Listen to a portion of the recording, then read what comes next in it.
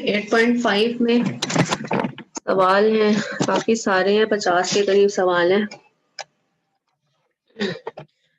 Show that the roots are equal if 3m square plus 4 equals to 0, given that 2x square plus mx minus 1 whole square is equal to 3। ठीक है, roots equal हैं, कहते हैं कि roots को equal रख के, roots अगर हमारे पास इक्वल है उसकी कंडीशन याद रखें कि क्या होती है।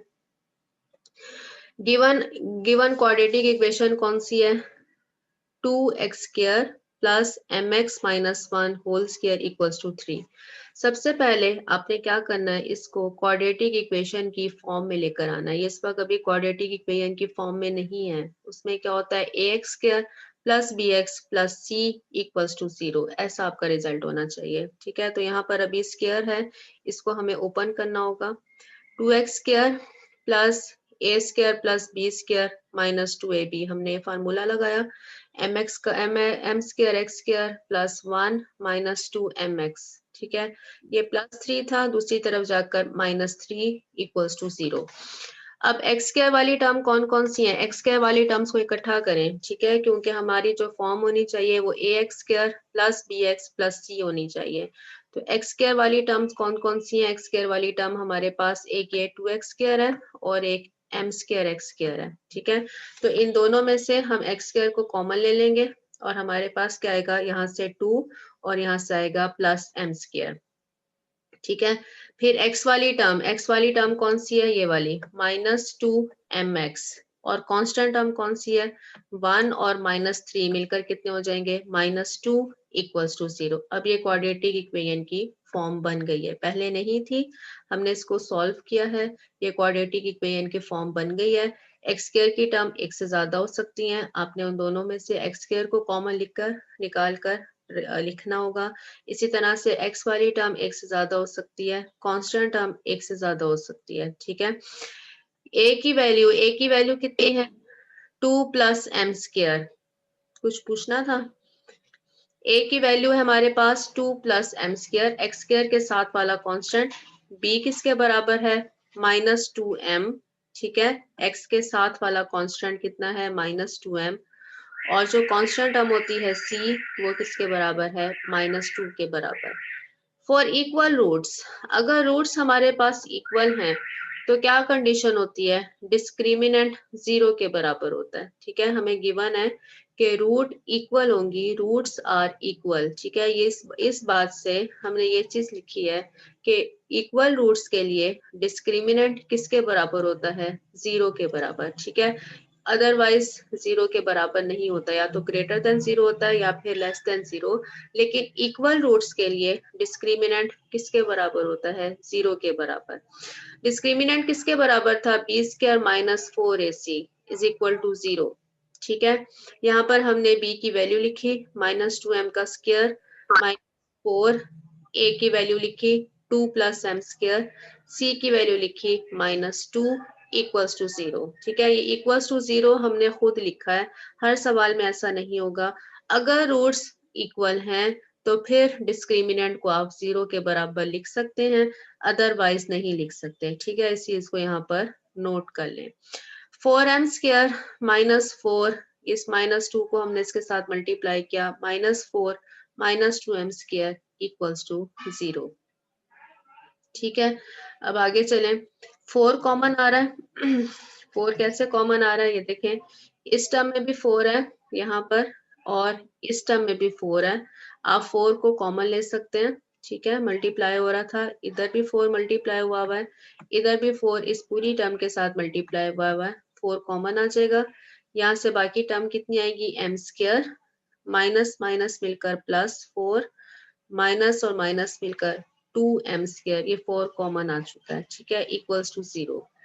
अब ये कितना हो गया, m² वाली दो टर्म्स हैं, इनको इकट्ठा कर लें, m² plus 2m² 3m² plus 4 equals to 0। ये वाला जो 4 था जो हमने कॉमन लिया था, ये दूसरी तरफ जाकर 0 के साथ 0 हो जाएगा, ठीक है।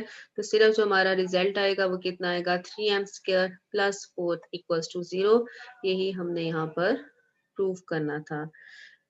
इक्वल का कैसे पता चलेगा, सवाल आया है सवाल बेटा अभी मैंने आपको बताया कि अगर हमारे पास रूट्स इक्वल हैं, ठीक है, जैसे कि यहाँ पे लिखा हुआ है show that the roots are equal. अगर यहाँ पर ये कंडीशन लिखी हुई है कि रूट्स इक्वल हैं, तो फिर डिस्क्रिमिनेंट किसके बराबर होता है, 0 के बराबर। इक्वल रूट्स के लिए डिस्क्रिमिनेंट किसके बराबर होता है, 0 के बराबर, ठीक है। तो अगर ये कंडीशन लिखी हुई है कि roots are equal, find the value of m, या कोई भी कंडीशन लिखी हुई है साथ में रूट्स आर इक्वल, तो फिर आप डिस्क्रिमिनेंट को 0 के बराबर कर सकते हैं, अदरवाइज आप 0 के बराबर नहीं कर सकते हैं, ठीक है।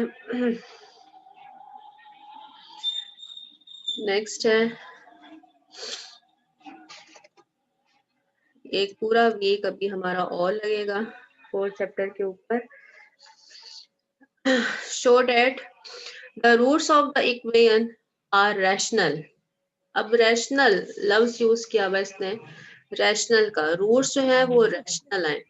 तो रैशनल रूट आती हैं जब हमारे पास परफेक्ट स्क्वायर होता है, ठीक है। रैशनल रूट्स कब आती हैं, जब हमारे पास परफेक्ट स्क्वायर आता है, ठीक है। अगर डिस्क्रिमिनेंट का आंसर परफेक्ट स्क्वायर होता है तो फिर रूट्स रैशनल होती हैं, ठीक है। ये कंडीशन हम पीछे पढ़ाए हैं। अब चूंकि सवाल में स्मॉल एबीसी यूज हो रहे हैं, ठीक है, सवाल के अंदर ही स्मॉल एबीसी है, तो आप क्या करें कि जो एक्स स्क्वायर के साथ वाली टर्म है उसको कैपिटल ए का नाम दे दें, ठीक है। क्योंकि सवाल के अंदर ही एबीसी है, अब हमें पता नहीं चलेगा कि ये जो आप स्मॉल ए लिख रहे हैं एक्स स्क्वायर के साथ वाला कांस्टेंट, वो स्मॉल ए एक्स स्क्वायर के साथ वाला कांस्टेंट है या फिर यहाँ से ए है, ठीक है। तो जब ऐसा हो कि सवाल के अंदर ही एबीसी आ रहे हो, तो आपने क्या करना है कि एक्स स्क्वायर के साथ वाले कांस्टेंट को कैपिटल ए का नाम दे देना है, एक्स के साथ वाले कांस्टेंट को कैपिटल बी का नाम दे देना है, और जो कांस्टेंट टर्म है उसको आपने कैपिटल सी का नाम दे देना है, ठीक है, ताकि वो एक दूसरे से मुख्तलिफ नजर आए। नाउ डिस्क्रिमिनेंट किसके बराबर होता है, बी स्क्वायर माइनस 4ac। हमने क्या बताना है, हमने सवाल में बताना है कि जो हमारे पास डिस्क्रिमिनेंट आता है वो एक परफेक्ट स्क्वायर होना चाहिए, तभी हमारे पास रूट्स कैसी होती हैं, रैशनल, ठीक है। अभी हम ये कंडीशन पढ़ के आए हैं कि अगर डिस्क्रिमिनेंट जो है वो परफेक्ट स्क्वायर है, तो फिर हमारे पास रूट्स की नेचर क्या होती है कि वो रैशनल होते हैं, ठीक है। तो हमने डिस्क्रिमिनेंट फाइंड किया B square minus 4ac, formula वही है, जस्ट हमने कैपिटल के साथ लिख लिया। यहाँ से हमने b की वैल्यू लिखी, -4 a की वैल्यू लिखी और c की वैल्यू लिखी, ठीक है। इसको सॉल्व किया, B square C square minus ए होल स्क्वायर, ठीक है, -4ac, यहाँ से a आया, यहाँ से c आया, 4ac, b minus C and a minus b। आप ये बात जानते हैं कि अगर ए बी, अगर चूंकि रियल नंबर है ये सारे, और आप इस वाले ए और सी को पहले लिख सकते हैं, इससे कोई फर्क नहीं पड़ेगा।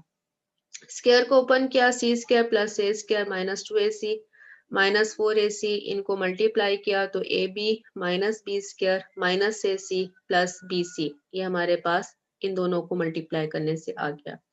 अगेन इस बी स्क्वायर को अंदर मल्टीप्लाई करते हैं, C square B square plus A square B square minus 2a B square C square, ठीक है। ये बी स्क्वायर हमने अंदर मल्टीप्लाई किया।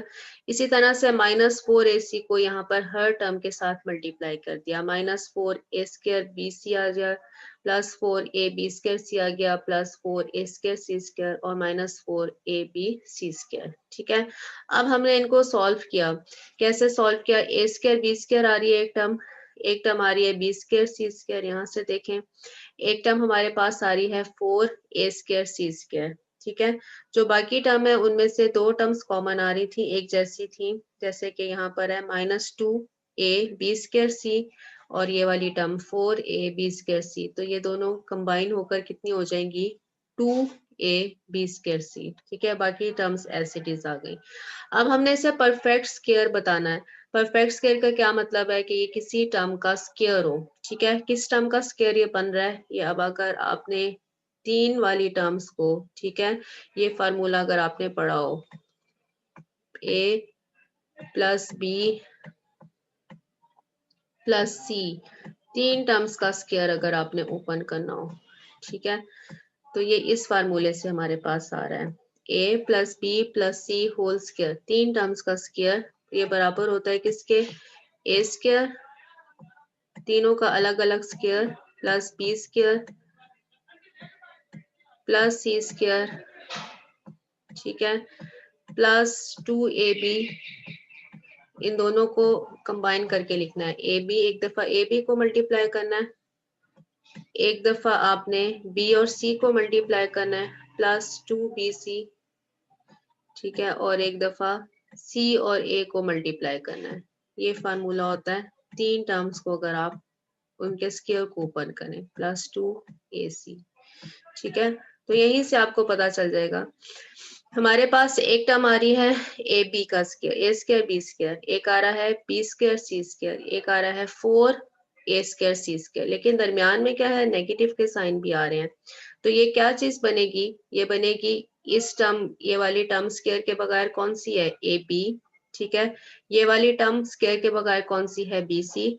अब चूंकि नेगेटिव साइन भी आ रहे हैं, इससे यहाँ पर माइनस इसका स्क्वायर रूट लें तो वो क्या आएगी, -2ac, और इस पूरे का ये क्या होगा, स्क्वायर। चूंकि d is a perfect square, therefore it is a rational, ठीक है, therefore the roots are rational. Perfect square अगर आपके पास आंसर में आ जाता है तो फिर रूट्स आर रैशनल।